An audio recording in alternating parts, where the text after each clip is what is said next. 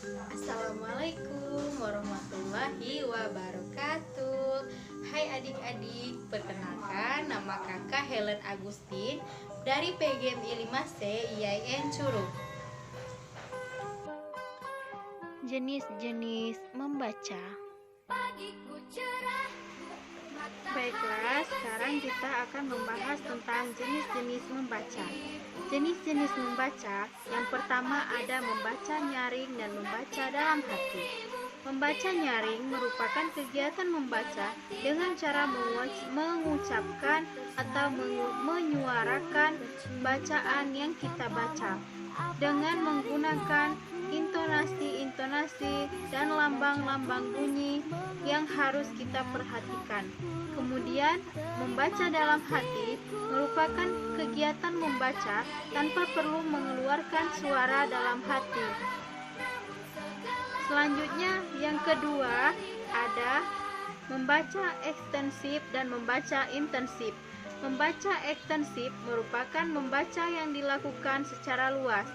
Kemudian ada membaca ekstensif ini terbagi menjadi 3 macam. Yang pertama ada membaca survei. Membaca survei adalah sejenis kegiatan dengan tujuan untuk mengetahui gambaran umum serta ruang lingkup dari bahan bacaan yang hendak kita baca. Yang kedua ada membaca sekilas.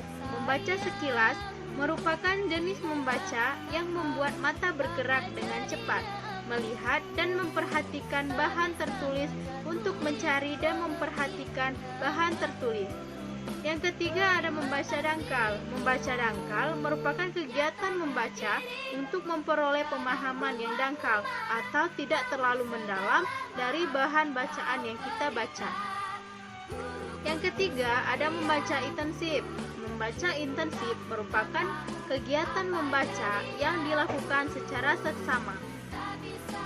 Adapun jenis membaca intensif ini, yang pertama ada membaca teliti. Membaca teliti ini tujuannya adalah untuk memahami secara detail gagasan yang terdapat dalam teks bacaan. Yang kedua ada membaca pemahaman. Membaca pemahaman merupakan jenis membaca yang bertujuan untuk memahami standar-standar atau norma-norma kesastraan. Yang ketiga ada membaca kritis. Membaca kritis merupakan membaca yang dilakukan secara bijaksana, penuh tanggung jawab, dan evaluatif. Kemudian yang keempat, membaca ide. Membaca ide merupakan jenis kegiatan membaca yang bertujuan untuk mencari, memperoleh, serta memanfaatkan ide-ide yang terdapat dalam bacaan. Yang keempat, membaca bahasa asing. Membaca bahasa asing pada tatarannya yang lebih rendah bertujuan untuk memperdasar daya kata untuk mengembangkan kosakata. Yang keenam ada membaca sastra. Membaca sastra merupakan kegiatan membaca karya sastra, baik dalam hubungannya dengan kepentingan apresiasi maupun hubungannya dengan kepentingan studi dan kepentingan pengkajian. Yang keempat ada membaca literal, kritis, dan kreatif. Membaca literal merupakan kegiatan membaca sebatas mengenal dan menangkap arti yang tertera secara tersurat.